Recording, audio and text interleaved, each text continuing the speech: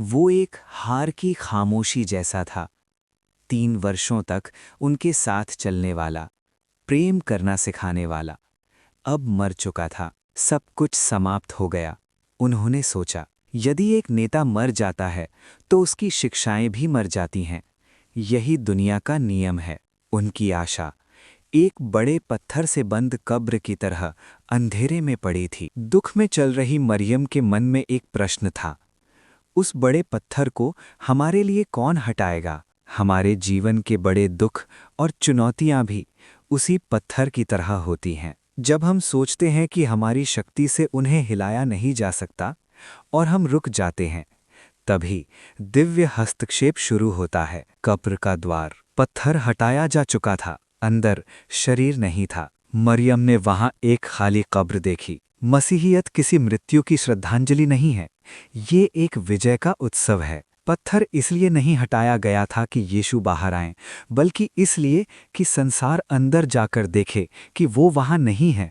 जो जीवित हैं उसे मृतकों के बीच क्यों ढूंढते हो? वे यीशु के बारे में बात करते हुए चल रहे थे, लेकिन ये नहीं समझ पाए कि वो उनके पास ही हैं। कई बार हमारे जीवन के दुख हमारी आंखों को ढक लेते हैं, पर जब उस अजनबी ने धर्म ग्रंथों को समझाना शुरू किया, उनका हृदय आग की तरह जलने लगा। उन्होंने समझा कि ज्ञान से नहीं, बल्कि ईश्वर के अनुभव से ही पुनरुत्थान को महसूस किया जा सकता है। उसी पल उनकी आंखें खुल गईं। वे अचानक ओझल हो गए, लेकिन उन्होंने जो शांति दी वो वहीं बनी रही। पुनरुत्थान केवल शारीरिक घटना नहीं है, ये हमारे अंतःकरण और आत्मा के जागने का एक महान क्षण है। जो डर में थे अब साहसी बन गए। पुनरुत्थान हमें ये संदेश देता है कि प्रेम कभी हारता नहीं, क्रूस अंत नहीं है, ये एक नई शुरुआत है।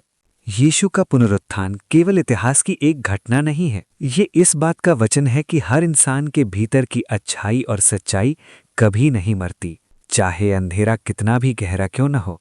भोर निश्चित है। सच्चा पुनरुत्थान क्या है? हमारे भीतर की आशा को जीवित होना चाहिए, शरीर नहीं।